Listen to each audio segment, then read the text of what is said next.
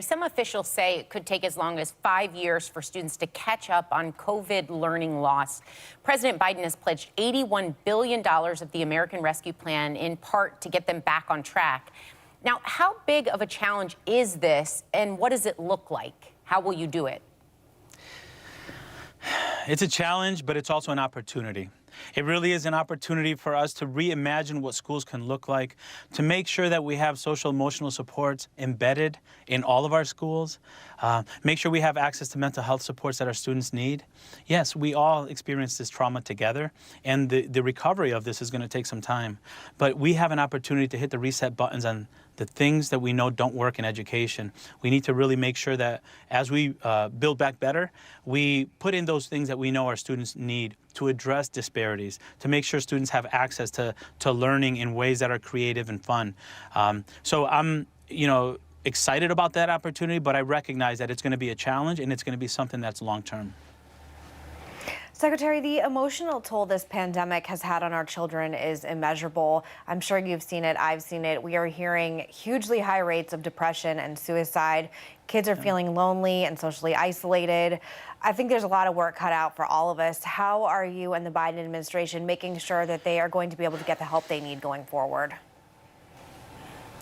That's critically important. I'm a father, I told you, and when I talk to my children, I talk to students across the different schools that I visit, they just want to be back with their friends. They want to be back into that sense of normal.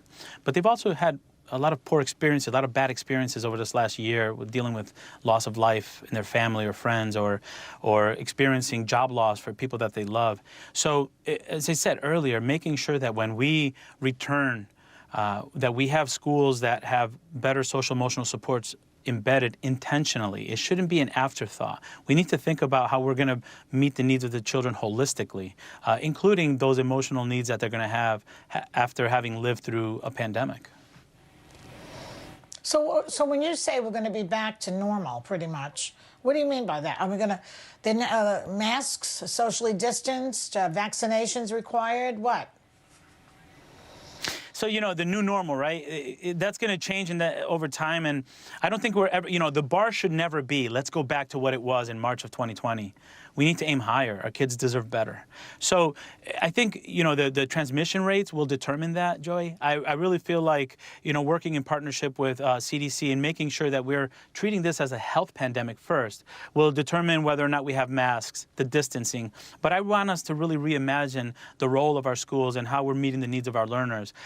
So I think it'll evolve over time. It's not going to happen from one day to the next. It's easier to close schools than it is to reopen them. So we just have to make sure we're attuned to what the educators are telling us that they're seeing from their kids, and make sure that we're adapting to what the needs of our students are, whether that's masks, distancing, but also that social emotional content that they need to be successful in all aspects of schooling. Secretary, you were most recently the Commissioner of Education in Connecticut. This last week, we saw 2 mass shootings. It brought back memories of Columbine. It brought back memories of Parkland and, of course, of Sandy Hook in your own state of Connecticut. Shamefully, nothing has been done, even though it's been almost 10 years. We are so focused on keeping kids safe from COVID, but as kids go back to school, how do we keep them safe from gun violence? What can we do as members of the community, as teachers, as parents, and what can you do?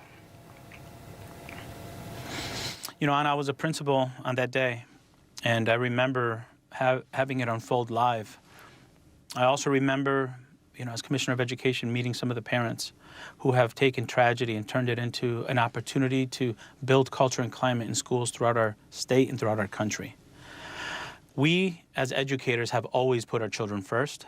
And what I saw happen in our schools after that, in terms of security, making sure that there are safeguards, making sure that sign-in procedures, that doors are locked, is critical.